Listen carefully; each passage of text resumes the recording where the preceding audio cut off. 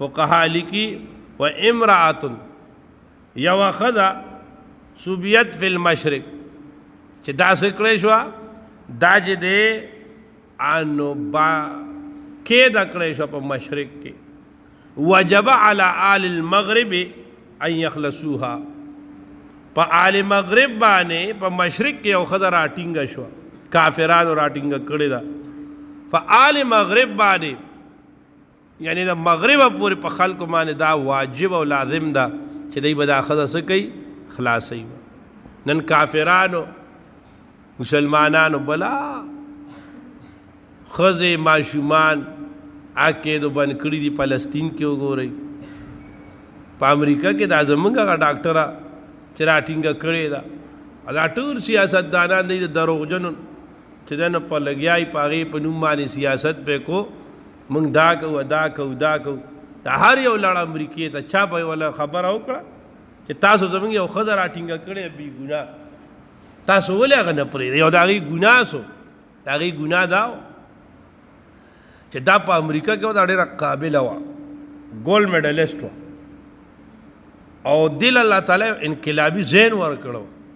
هغه یې ورته ته به موږ سره پاتې کېږي دیوی نه زه تاسو سره نه پاتې کېږم دیوی زه به خپل ملک کې د خپلو مسلمانانو دپاره څه کار کو او دې داسې یو تحریک شروع کړو که هغه تحریک کامیاب شوی وی نو ستا د عامو ادارو نه به غټ غټ ډاکټران وتل او نیکه ښځه وه قابله وه نیکه وه څه چل یې وکړو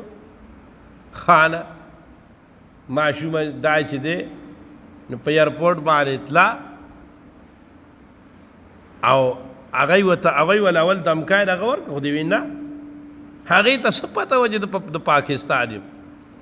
د ایرپورټ نه دی خپله اوچته کړه او هغوی ته یې څه کړه حواله کړه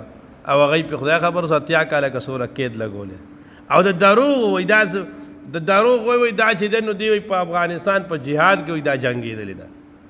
ښځه کم دا جنګېدلې ده دا حل دی ښه نو دا په مسلمانانو باندې لازمه ده موږ تاسو به رونو آواز اوچت کړو موږ تاسو به دعا وکړو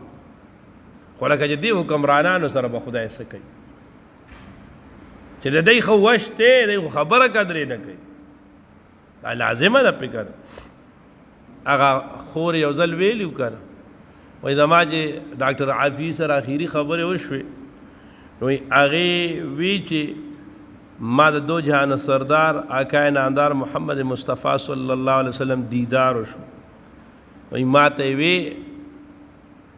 ما ورته عرض وکړه چې یا رسول الله زه به آخر څومره په دې تکلیف کې عمر د هغې پای تیر شو نو وایي ما ته یې وی چې ستا په ذریعه الله د امت امتحان لي دا د امت امتحان دی ښه دا د امت امتحان دی الله تعالی دی زمونږ ستاسو چې دی نو په حال باندې رحم وکړي